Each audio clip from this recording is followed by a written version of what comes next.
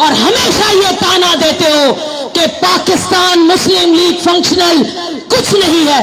او بھائی، او دیکھو، او دشمنوں، جس نے ہمیں للکارا ہم نے وہ جواب دیا. ایک بات یاد رکھنا، تم سب یہ بات یاد رکھنا کہ ہم وہ طاقت ہیں، خدا کی قسم کھا کے کہتی ہوں، وہ طاقت ہے کہ ایک بار پیر صاحب ریموٹ کنٹرول کا بٹن تو دبائیں. ایک بار صرف اشارے کا انتظار ہے، صرف اشارے کا انتظار ہے، صرف اس اشارے کا. کیا سمجھتے ہو؟ ہاں تم نے دھرنا دیا ہوگا کمبو شریف میں، ہاں دیا ہوگا، مانتے ہیں بڑا دھرنا تھا، لیکن اگر للکار ہو گئی، اگر ایک بار پیر صاحب نے کہا کہ ان تمام زیادتیوں کا بدلہ لینا ہے اور کہہ دیا نکلو، تو پھر مجھے بتاؤ کیا کمبو شریف سے بڑا دھرنا ہوگا؟ کیا سندھ کو ہم روک سکیں گے؟ بند کر دیں گے؟ پاکستان بند کر سکتے ہیں؟ کیا حیدرآباد کا جلسہ کوئی بھولے گا؟ کیا سکھر کا جلسہ کوئی بھولے گا؟ کیا مورو کا جلسہ کوئی بھولے گا؟ اور سنو دشمنوں، آج للکارتی ہوں کراچی سے. میں نے تمہیں اسمبلی میں بھی للکارا ہے، میں تمہیں ہر جگہ للکارتی ہوں، کیونکہ میں اس پارٹی کی ورکر ہوں جس پارٹی نے کبھی دشمن سے نہیں نظریں چرائیں، دشمن کی آنکھوں میں آنکھیں ڈال کر مقابلہ کیا ہے. ہاں میں اس پارٹی کی ورکر ہوں جس پارٹی کے لیڈر نے انگریز جیسی اس طاقت کی آنکھوں میں آنکھیں ڈال کر کہا تھا دے دو مجھے پھانسی کے تختے پر لٹکا دو، لیکن میں تجھ جیسی طاقت کے آگے نہیں جھکوں گا، اور وطن کے لیے میں کبھی اپنے آپ کو نہیں جھکاؤں گا. اور ایک نعرہ لگایا تھا، یا وطن یا کفن.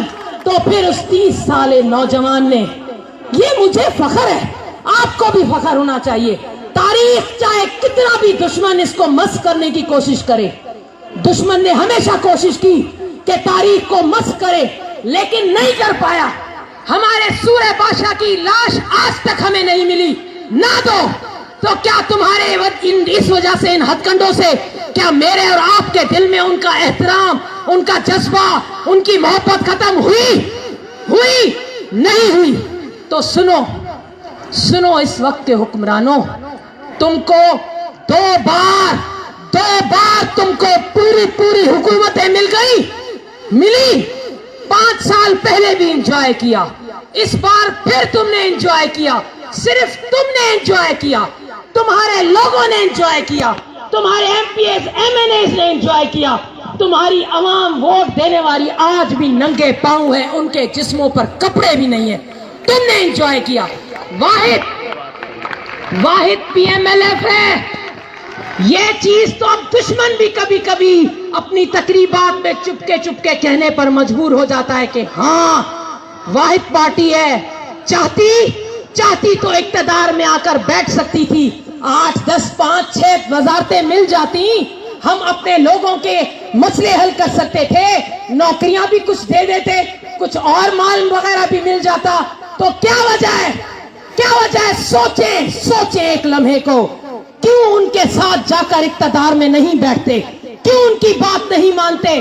اس لیے یاد رکھیں، اس لیے کہ یہ واحد پارٹی ہے جو اس غدار کے ساتھ نہیں بیٹھے گی.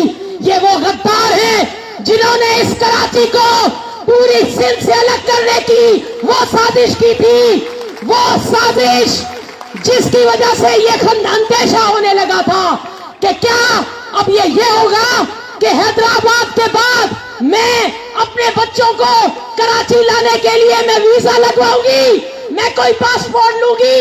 اس لیے اسمبلی کے فلور پر چیخی تھی، ایک بندہ ایک ایم پی اے چیخا تھا، نیچے بیٹھ کر دعائیاں دی تھی. او پیپلز پارٹی والوں، تمہیں خدا کا واسطہ ہے، یہ کیا ظلم کر رہے ہو؟ ارے تم تو کہتے ہو ہم اس زمین کے باغیرت بیٹے ہیں، تو اس زمین کے باغیرت بیٹوں یہ ظلم کیا کرنے لگے ہو؟ قانون بنا رہے ہو اس کراچی کو الگ کرنے کے لیے. जो कराची पूरे पाकिस्तान का हब है, तो फिर वो क्या हुआ था याद करना। मेमोरी याददाश्त कभी नहीं जाती, सही लोग जब बोलते हैं तो सही बोलते हैं।